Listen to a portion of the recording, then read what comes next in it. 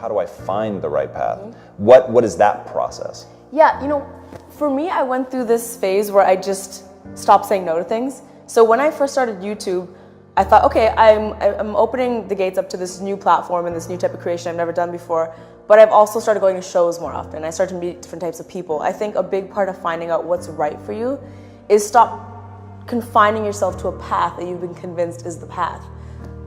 What I'm doing right now is nowhere on the path for a young Indian girl that's a part of my family. Like, this is nowhere on the path. It was very much so go to school and get married and have kids, and that's a success. If you're able to have those kids and give my mom some grandkids, you're successful. And I think it's about really stepping outside of that and exploring, whether that's in school and taking classes that you might not take at first glance, whether it's going and experiencing different types of arts, meeting different types of people, making new friends. I think there's so much out there that you don't even know exists. And I'm a testament to that. I make videos on the internet.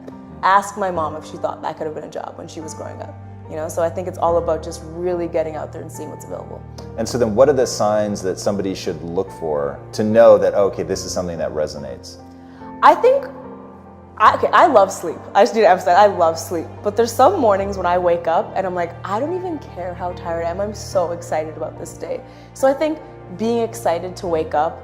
Also, you'll just see it in your energy, I think, as well. The little pep in your step I have when I'm walking to set is really telling. Also, the people you surround yourself with. I think when you start to get surrounded by people, and my team is a great example of this, that really bring out the best in you, and you feel yourself growing and learning, and maybe you're a little more patient or a little more creative, or you think about things a little differently.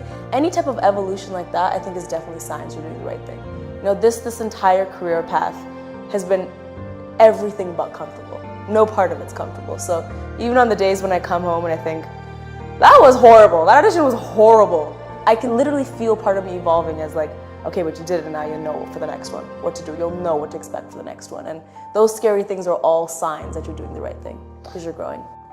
Your self-worth has to come from not only yourself but your environment.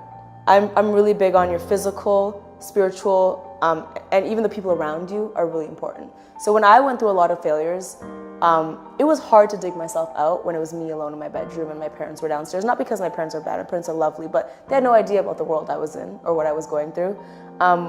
When I'm with my team and my friends that are kind of not only supportive but can really relate to what you're going through, and it's really helpful. So how do you dig out of that? Obviously, you gotta love yourself. That might be hard. Surround yourself with good people and a good environment. Put sticky notes around your room. Have things that make you happy around your room. My room and my whole home is just, it's like a positive rainbow, Willy Wonka, amazing. I have a drawer that's just full of Skittles. Like, it's not because I want to eat all this, it's just full of Skittles. Just because opening the drawer makes me really happy. And I want to see that many Skittles every time I open the drawer. Small things. I have quotes all around my house. I have certain friends that are my go-to friends that, not necessarily because they give the best advice, they're just going to listen, they're going to be there, they're not going to judge me. It's impossible to think you can do these things on your own.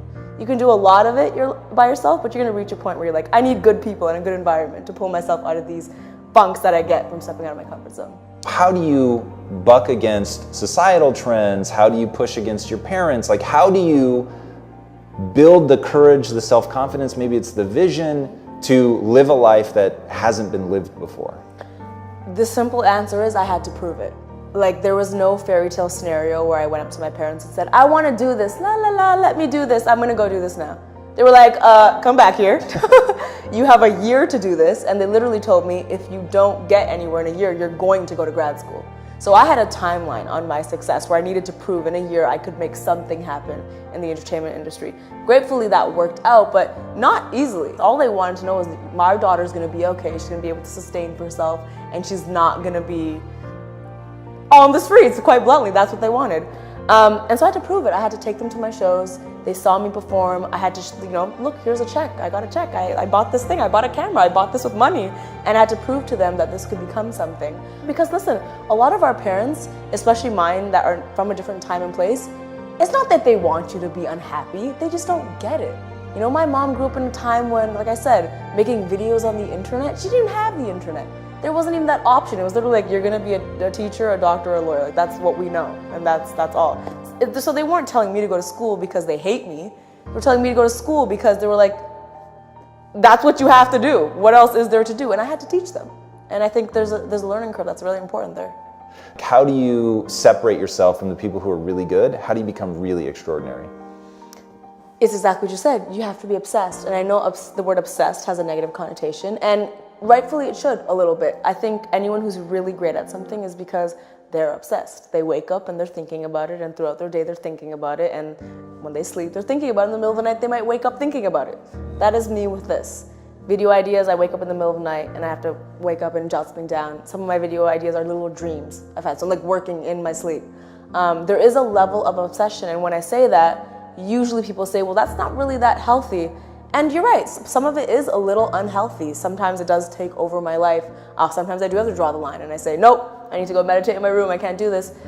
But I don't know of a single successful person that didn't, for at least a little period of time, have that obsession over being successful. What's that beautiful part of the obsession of going after something extraordinary that you want that young girl or young boy to see and chase? Honestly, it's purpose. My obsession has given me great purpose. I know what it feels like to wake up and just aimlessly be like, I guess I'm gonna go through the motions of my day, and maybe I'll talk to this person, I'll eat these Fruit Loops, cool, I'll do whatever I need to do. Waking up with my obsession is honestly exciting. I get to wake up and I get to make rules and break rules.